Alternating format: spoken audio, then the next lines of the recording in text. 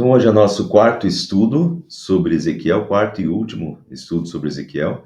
E hoje, como nós estamos aí a uma semana do Natal, vai ser um estudo já sobre o Advento e as profecias de Ezequiel sobre o Advento de Cristo. O primeiro e o segundo Advento também, né? Os dois se fundem nas profecias. Bom, vamos relembrar um pouquinho. No estudo anterior, nós vimos Ezequiel 37, a promessa de restauração de Israel. Deus novamente dará vida ao vale de ossos secos. Essa é uma das passagens mais conhecidas da Bíblia, é muito usada e está em Ezequiel, né? O vale dos ossos secos. A gente viu no estudo da semana passada que esse vale dos ossos secos, ele tanto tem o seu sentido para a época, porque Jerusalém estava destruída, o povo tinha sido deportado, tinha sido levado para o cativeiro, o templo tinha sido queimado e destruído, né? Então, o povo deportado, portanto, não tinha mais, é como se Israel estivesse morto, né? E não tivesse força própria para retornar à vida, assim como nenhum morto tem poder por si só de se ressuscitar. E assim era o povo de Israel. Cidade destruída, templo destruído, povo deportado, ou seja, Israel é como se Israel tivesse morrido. Mas então Deus faz soprar, né? O seu espírito sopra e dá vida a esse vale de ossos secos. E até lá no texto diz que vai criando, sob o sopro do espírito, vai criando de novo carne juntas, né? E esses ossos se levantam e voltam à vida. Isso tanto dizia respeito ao povo de Israel, é a promessa de Deus da restauração de Israel, que aconteceu 70 anos depois, né? Quando no Império Persa eles puderam voltar, reconstruir, o povo pôde voltar, a nação se reconstruir. Mas também a gente viu que, do ponto de vista do Novo Testamento, essa passagem muito bem, ela pode significar também a nossa, e nós podemos olhar através dessa passagem, a nossa nova vida espiritual, graças ao soprar do Espírito Santo em nós, que nos dá vida espiritual. E também essa passagem combina perfeitamente com a ressurreição na segunda vinda de Cristo, né? Mais uma coisa, no estudo anterior vimos também várias profecias de Ezequiel que são repetidas por João no Apocalipse. Portanto, como é próprio das profecias, as profecias apontam para o tempo presente do profeta, o que estava acontecendo, mas também apontam para um tempo futuro, né? E isso mostra claramente quando o Apocalipse repete a mesma linguagem de Ezequiel. Daí a gente pode ver que a profecia de Ezequiel apontava para um tempo muito à sua frente e até, como é repetida por João no Apocalipse, tem coisas que ainda vão acontecer, vão se cumprir. A gente viu isso, a questão do juízo final, que aparece em Ezequiel, aparece no Apocalipse de novo, repetida. Enfim, tem muitas coisas, isso ficou no estudo passado, né? Eu não quero repetir tudo de novo, mas o estudo ficou gravado lá, quem perdeu pode assistir ainda. Nós temos muitas passagens de Ezequiel que voltam a aparecer no Apocalipse. No estudo de hoje, nós veremos as profecias que falam do advento e da vinda de Cristo, né? Então, como Ezequiel, Deus, através de Ezequiel, Deus já profetiza a primeira vinda de Cristo e também profetiza a segunda vinda de Cristo, tá? Então, vamos lá. Ezequiel capítulo 17. Uma promessa de esperança. O Senhor Deus diz isso: tirarei a ponta de um cedro alto, cortarei um broto novo e o plantarei no monte elevado. No monte mais alto de Israel, ele soltará galhos, produzirá sementes, se tornará um cedro muito lindo. Pássaros de todo tipo viverão ali e acharão abrigo na sua sombra. Todas as árvores dos campos ficarão sabendo que eu sou o Senhor. Eu derrubo as árvores altas e faço as árvores pequenas crescerem. Eu seco as árvores verdes e faço com que as árvores secas fiquem verdes novamente. Eu, o Senhor, falei eu cumprirei o que prometi. Então, claramente é uma profecia aqui, né? Bom, eu seco as árvores verdes e faço com que as árvores secas fiquem verdes novamente. Isso é o que Deus estava fazendo com Israel, né? Deus estava castigando Israel, Deus secou a árvore que estava verde, quer dizer, através do cativeiro babilônico, Deus permitiu que o cativeiro viesse. Israel era a videira do Senhor, mas Deus fez secar essa árvore, né? Como um castigo. Mas assim como Deus fez secar como um castigo, Deus também, sob o seu poder, pode fazer o vale de ossos secos reviver novamente, né? E foi o que ele fez. Essa planta, ele fez essa planta secar e fez essa planta de novo ficar verde. Então aqui a gente tem a promessa de restauração novamente. É interessante que esse texto aqui tem tudo a ver. Deixa eu só mostrar para vocês aqui o broto novo, o renovo, o rebento, que é Jesus, que já está profetizado, já vou falar mais sobre isso. Mas é interessante que, na perspectiva de Jesus, que é o renovo, o rebento, esse broto novo que vai surgir, que está profetizado aqui, é interessante olhar para isso aqui, ó. Eu derrubo as árvores altas e faço as árvores pequenas crescerem. É interessante e muitos teólogos fazem essa junção de ideias que no Cântico de Maria, o Cântico de Maria diz assim que Deus exalta os humildes e humilha os poderosos. Que é exatamente isso, eu derrubo as árvores altas e faço as árvores pequenas crescerem. Então, vejam que o broto é exatamente Jesus, esse renovo, esse rebento que virá. E é interessante que partes de Ezequiel capítulo 17 acabam aparecendo no Cântico de Maria também, né? Mas vamos lá, então, essa questão do broto novo, renovo, rebento, se fosse só por essa passagem aqui de Ezequiel, capítulo 17, talvez a gente poderia pensar, mas será que isso aqui realmente é uma profecia sobre Jesus? Daí a gente tem que olhar para essa linguagem, como essa linguagem aparece em outros escritores, em outros profetas da mesma época. Vejam, Isaías capítulo 11, daí já não deixa dúvida. Do tronco de Jessé sairá um rebento, né? Um rebento. Das suas raízes brotará um renovo. Aqui, renovo, rebento, né? Exatamente. Do tronco de Jessé sairá um rebento, das suas raízes brotará um renovo.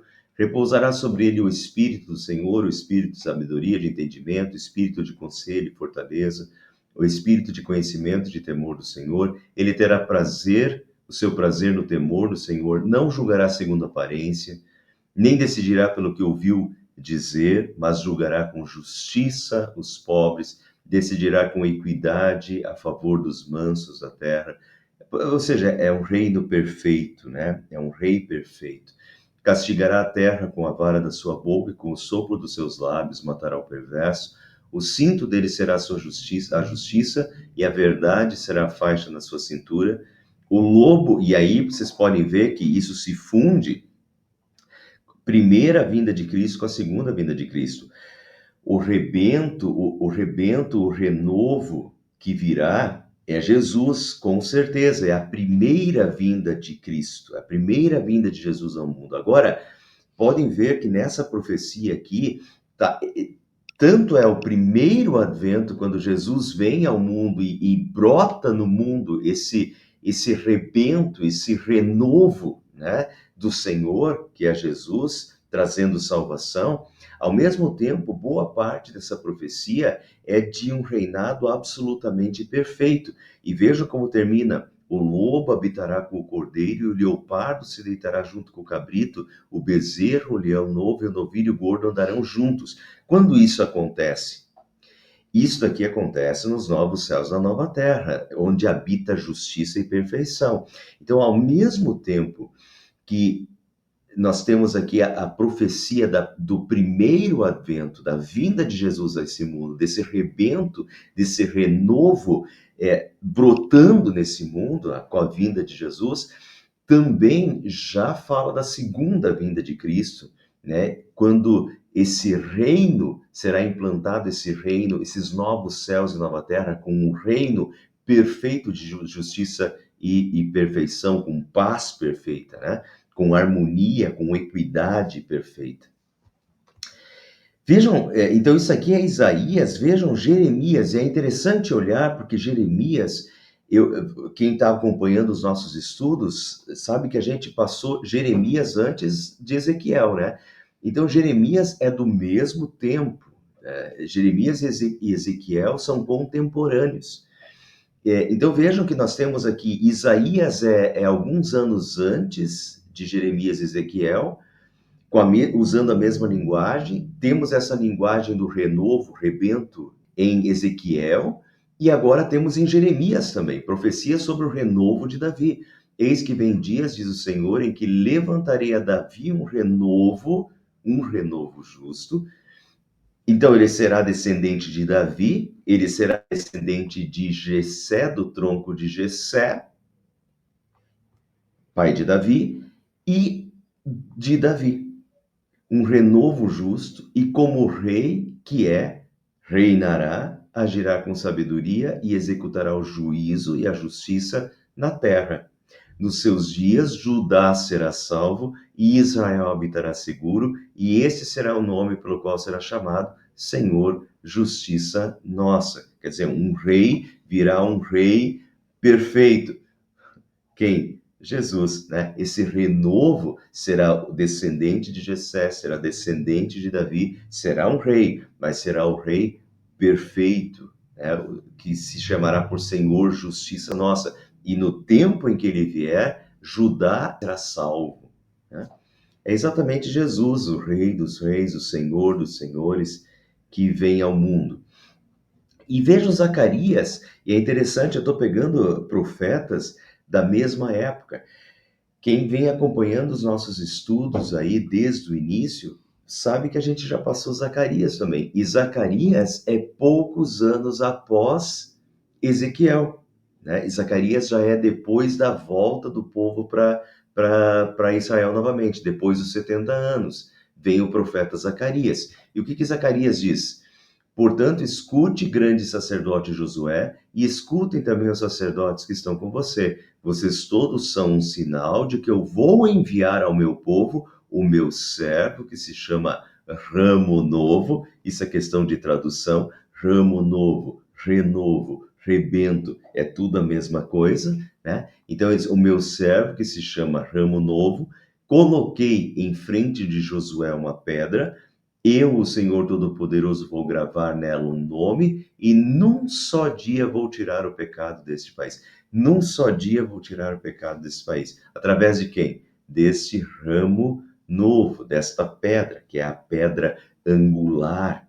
Jesus é a pedra angular, Jesus é o renovo, e num só dia vou tirar o pecado deste país, e nesses dias Judá será salvo, né? Em que dias? Né? Os dias de Jesus, quando vem esse renovo, esse prometido de Deus, esse rebento brota neste mundo trazendo salvação. E esse rebento e esse renovo é o Rei dos Reis, é o Senhor dos Senhores, né?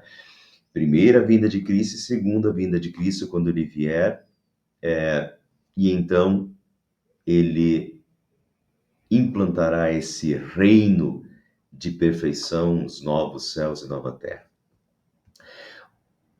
Lembraram de alguma coisa? Eu lembrei. Quando a gente lê essas profecias aí, quem está acostumado com os hinos da igreja, né? É o hino 31. O hino 31 é um hino de advento. Brotou-nos um renovo, né? Brotou-nos um renovo do tronco de Jessé. É exatamente a profecia, né? A profecia de quem?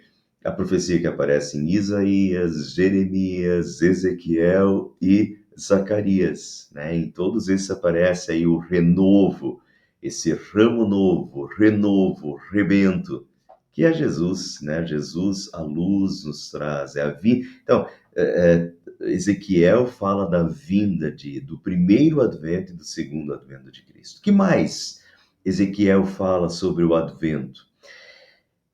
Deus enviará o bom pastor, isso aparece em Ezequiel 34. Eu mesmo apacentarei as minhas ovelhas, porque só um contexto. Eu coloquei só o resumo aqui, né? Mas se vocês fossem ler Ezequiel capítulo 34 inteiro, vocês veriam que ele está falando dos maus pastores, dos falsos pastores. E daí ele fala, então, olha, eu mesmo apacentarei as minhas ovelhas. Eu mesmo apacentarei as minhas ovelhas e as farei repousar, diz o Senhor Deus. Eu mesmo quem? Deus. E veja então, quem é que vem ao mundo? O Verbo se fez carne. Deus, quem é? Jesus é o Emanuel, Deus conosco. É Deus vindo à terra apacentar as suas ovelhas. Eu mesmo, Deus, apacentarei as minhas ovelhas e as farei repousar, diz o Senhor Deus. Eu buscarei as perdidas, trarei de volta as desgarradas, enfaixarei as quebradas e curarei as doentes. Eu, Deus, as apacentarei com justiça. Veja como isso não se aplica a nenhum homem, a nenhum pastor terreno. É Emanuel, é Deus conosco, é Deus vindo à terra apacentar o seu povo, né? Eu as apacentarei com justiça, porei sobre elas um só pastor, e ele as apacentará. Farei uma aliança de paz com as minhas ovelhas. Farei uma aliança de paz com as minhas ovelhas. É Jesus, porei sobre elas um só pastor. Esse é Jesus, é a vinda de Jesus ao mundo. Alguma dúvida? Bom, o próprio Jesus tira, né? Quando em João capítulo 10, e de novo eu resumi, mas vocês vão ver aqui, ó.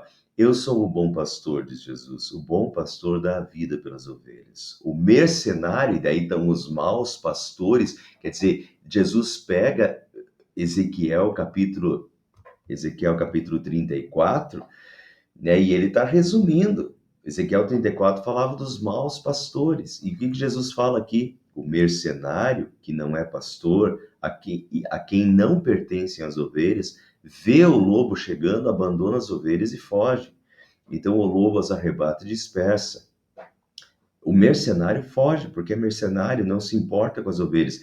Jesus aqui está resumindo Ezequiel 34, os maus pastores.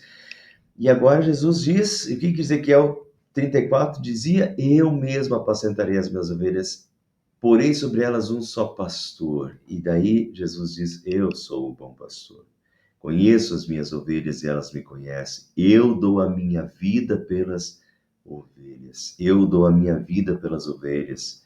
Eu farei uma aliança de paz com as minhas ovelhas. A aliança no sangue de Cristo é a aliança de paz, é a aliança purificadora, a aliança de salvação, e eu dou a minha vida pelas ovelhas. Aqui foi estabelecida essa aliança de paz, né, do bom pastor.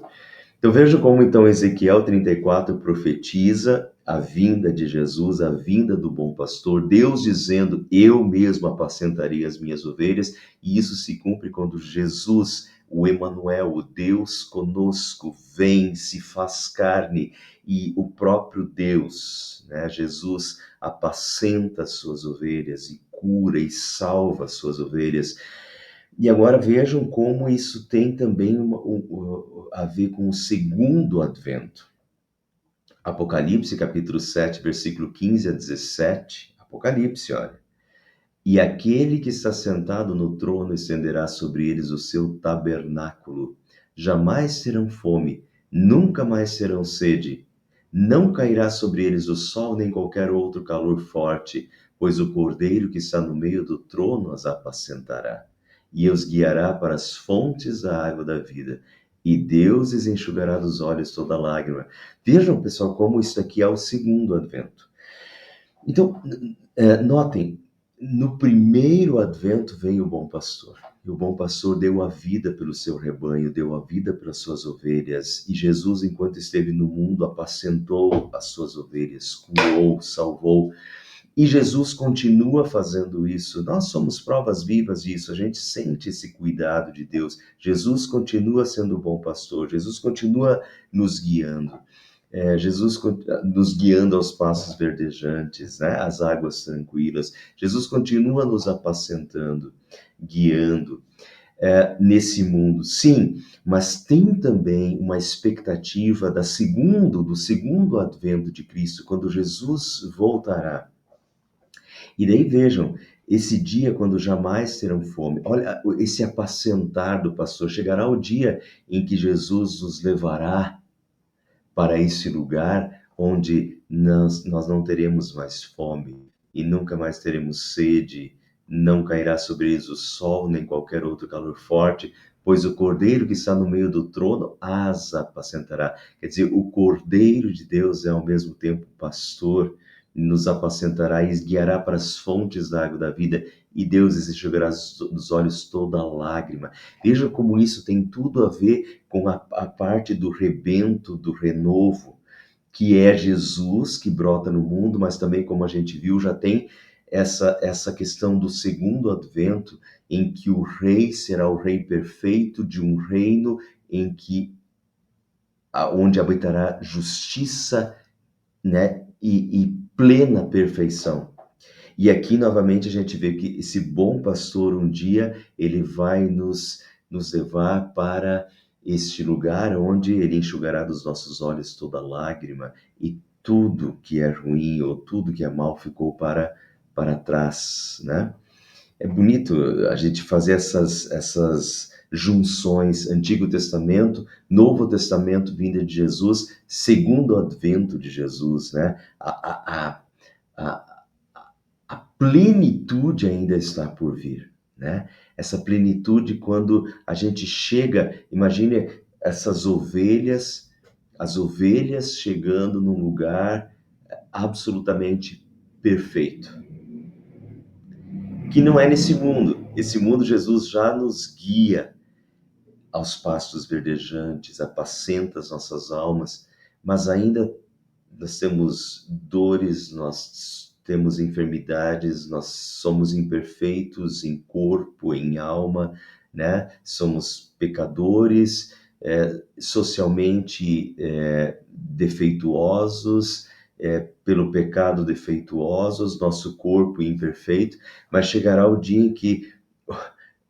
o Cordeiro de Deus nos levará para esse lugar, levará suas ovelhas para dentro deste lugar onde não haverá mais tristeza, nem choro, nem pranto, nem dor, porque essas coisas passaram, se fizeram novas, são novos céus e nova terra, né? Daí é o rebanho junto com o bom pastor, pela vida eterna nesse lugar absolutamente perfeito. E então, a terceira profecia sobre o advento de Cristo é o rio que brota do templo. O pessoal aqui de Itararé, que já me ouviu falar disso, sabe que eu adoro essa passagem aqui. O homem me levou de volta, é uma visão que Deus dá para Ezequiel. O homem me levou de volta até a entrada do templo. Debaixo da entrada do templo simbolizava no Antigo Testamento a presença de Deus, né? O lugar de Deus, a presença de Deus. Então, o homem me levou de volta até a entrada do templo, significativamente isso. Debaixo da entrada do templo saía água. Então, vejam que a água saía da entrada do templo, da presença de Deus. Debaixo da entrada saía água que corria na direção do leste, pois o templo dava frente para esse lado. A água corria por baixo do lado sul do templo, ao sul do altar. Então o homem me fez sair do templo pelo portão norte e me levou pelo lado de fora até o portão que dá para o leste. Um riacho saía do lado sul do portão.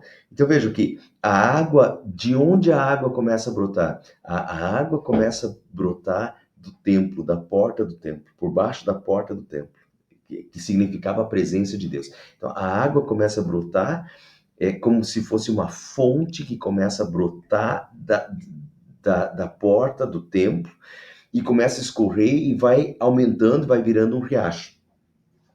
E já para vocês entenderem, e antes de eu continuar a leitura de Ezequiel, porque a leitura de Ezequiel é fabulosa, mas para vocês entenderem o que é isso, vamos logo ao que importa, né? Jesus, primeiro, um pouquinho antes, Jesus vai falar para a mulher samaritana lá, quem beber da água que eu lhe der, nunca mais terá sede, né? A quem beber da água que eu lhe der, Senhor, me dê sempre dessa água. E Jesus diz, sou eu que estou falando com você, eu sou a água da vida. Mas aqui, é interessante essa passagem aqui, porque vocês, quem vem acompanhando os estudos de Ezequiel, sabe que Ezequiel fala muito do templo, do tabernáculo. E vejam aqui, esse daqui, no último dia, o grande dia da festa dos tabernáculos, era justamente a festa dos tabernáculos. O que aconteceu nesse dia? Primeiro, que nesse dia aqui tinha o famoso ritual das águas. Na festa dos tabernáculos tinha o ritual das águas. Eu não tenho tempo para explicar todo esse ritual para vocês, mas esse ritual é fabuloso. No último dia, né, era o dia em que todo o povo se reunia para essa festa das águas. E daí Jesus se levantou justamente no último dia da festa, no sétimo dia. Jesus se levantou e disse em voz alta: se alguém tem sede, venha a mim e beba, porque eles traziam a água da fonte de Siloé até o templo. E eles faziam um ritual das águas.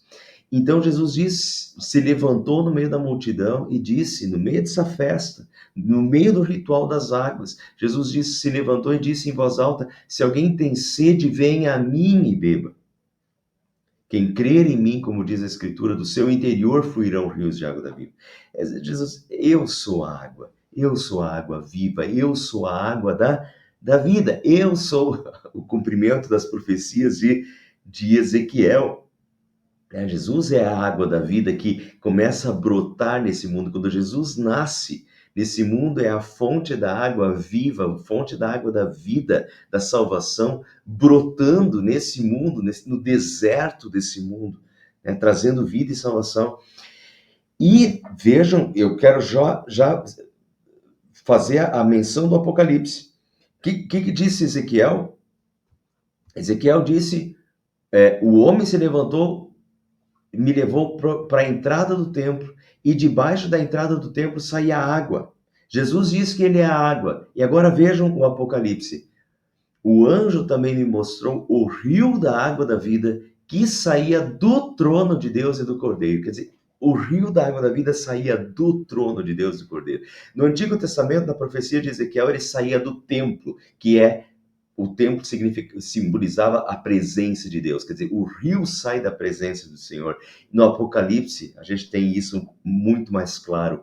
O rio da água da vida, ele brota, ele sai do trono de Deus e do trono do Cordeiro, quer dizer, do trono do Cordeiro sai o rio da água da vida, da salvação, né, para o mundo. E esse rio começa a brotar quando Jesus vem ao mundo. E agora vamos continuar. Nessa perspectiva de que Jesus é a água da vida, que brota no deserto desse mundo, trazendo vida e salvação, agora vejam a beleza da profecia de Ezequiel 37. Com a sua vara de medir, o homem mediu 500 metros para o leste. Ele me fez atravessar o riacho ali, e a água chegou aos meus tornozelos. Vejam que no início tem pouca água. Depois de 500 metros, tem um riachozinho e a água chega no tornozelo. Em seguida, ele mediu mais 500 metros e a água subiu até os meus joelhos. Mediu mais 500 metros e a água chegou até a minha cintura. Finalmente, mediu mais 500 metros e o rio já era tão profundo que eu não podia mais atravessar. Quer dizer, esse rio, ele brota do templo, ele brota do trono do Cordeiro e ele vai, né, se ampliando e se aprofundando, e gerando vida por onde passa. É Jesus, né? Jesus vem, nasce da Virgem Maria. Vejam é, esses primeiros 500 metros, né? Jesus vem ao mundo sem beleza, sem formosura, nasce num coxo, nasce de José e de Maria, e Jesus vai crescendo, e Jesus vai fazendo os seus milagres, Jesus morre, ressuscita, sobe aos céus, e esse rio cada vez ele ganha, né? E por onde esse rio agora, da água da vida de Jesus passa, ele vai gerando vida por onde passa. Vejam agora, aí ele me disse: então o homem me levou de novo para a margem. Quando cheguei lá, vi que havia muitas árvores nos dois lados. Agora já tem árvore nos dois lados do rio, né? Porque onde tem água tem vida. Já havia árvores nos dois lados. Então ele me disse: esta água corre para o leste e desce para o rio Jordão até o Mar Morto. Pessoal, vamos. Mar Morto. Mar Morto é extrema salinidade, não tem nada no Mar Morto, né? Não tem peixe, não tem vida, não tem árvores no Mar Morto por causa da salinidade. Então, vejam agora como quando esse rio deságua no Mar Morto, o Mar Morto se enche de vida. E é isso que acontece com a nossa vida. Nós somos o Mar Morto, né? Efésios fala que nós nascemos mortos espiritualmente. Jesus fala isso também com Nicodemos, né?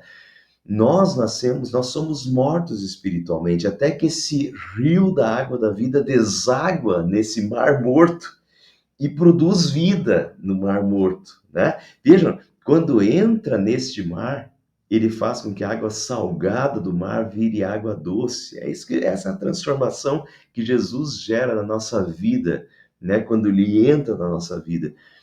Em todo lugar por onde esse rio passar, haverá todo tipo de animais e de peixes. Veja que agora, onde esse rio passa, enche de vida, né? O rio fará com que as águas do Mar Morto fiquem boas e ele trará vida por onde passar.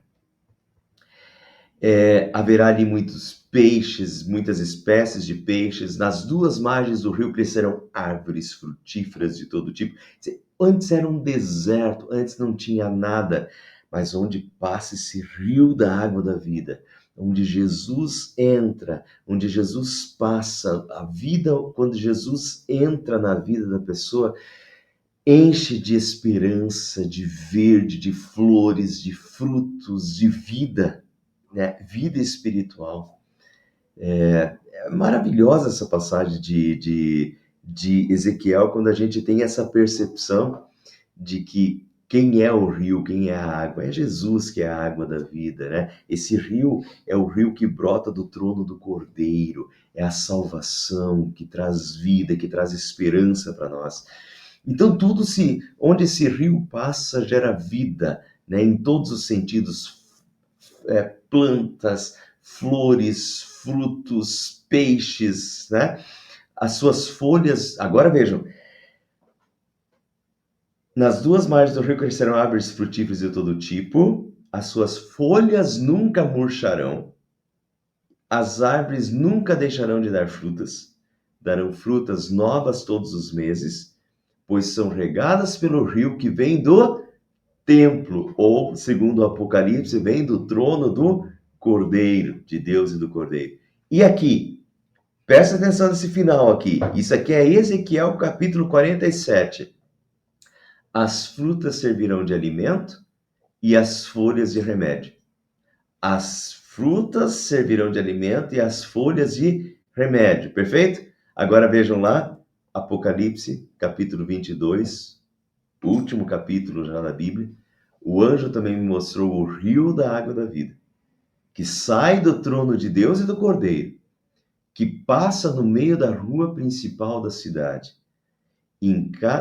Ou seja, nessa cidade, que já é os novos céus, nova terra, é a Jerusalém celeste, é onde tem plenitude de vida.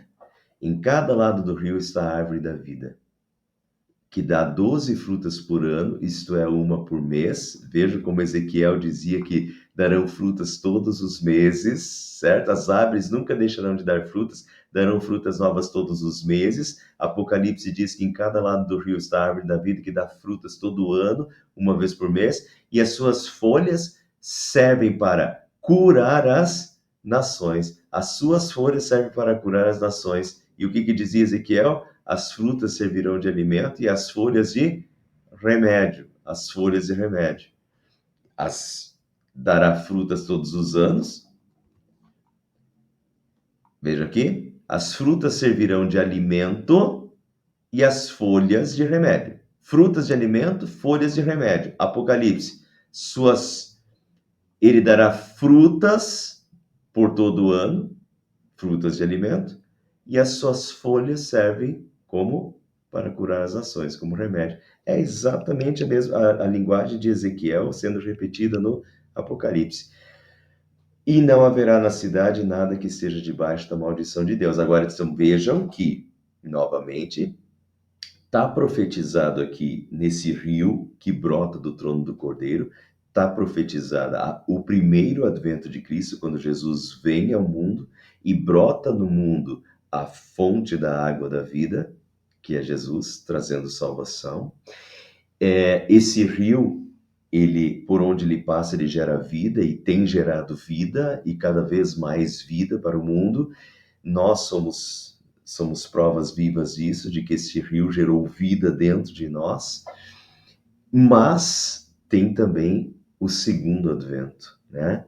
Na segunda vinda de Cristo, então nós entraremos na Jerusalém celeste e daí não haverá na cidade nada que esteja debaixo da maldição de Deus, né? Então, ele nos leva para este lugar onde já não há mais, onde ele gera vida plena em nós. É difícil até imaginar isso, né? Vida plena, sem qualquer deficiência de qualquer coisa, vida plena. Então, ele já gerou vida em nós nesse mundo, mas a vida plena ainda está por vir no seu segundo advento, na sua segunda vinda. Portanto, pessoal, é maravilhoso essas profecias de Ezequiel, né? Do renovo, do rebento que acontece quando Jesus brota nesse mundo, trazendo vida e salvação. Do rio da água da vida, dessa fonte da água da vida que brota nesse mundo, quando Jesus nasce nesse mundo, é a fonte da água da vida brotando nesse mundo, gerando vida por onde passa, e esse rio deságua nos novos céus, na nova terra, e é para lá que o bom pastor está nos levando, o bom pastor que deu a vida pelas suas ovelhas, está nos levando para nos apacentar nos novos céus da nova terra. Muito bom, ótimo meio, né, de a gente celebrar o advento, a vinda de Cristo. No domingo passado, quem acompanhou o culto aqui em Itararé, eu falei da alegria, os anjos cantaram e anunciaram para os pastores que eles estavam trazendo boa nova de grande alegria. É que hoje vos nasceu da cidade de Davi o Salvador, que é Cristo Senhor. Qual é a boa nova de grande alegria? Que nos nasceu o Salvador, Cristo Senhor. E a alegria verdadeira é essa, e quem compreende isso vai sempre se alegrar. A alegria do Natal é a alegria do bom pastor vindo nesse mundo.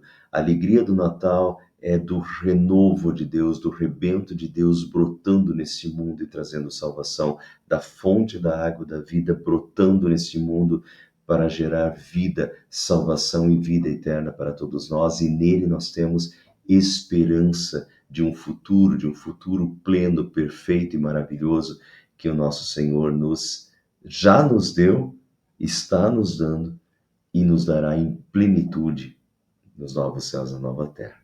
Amém.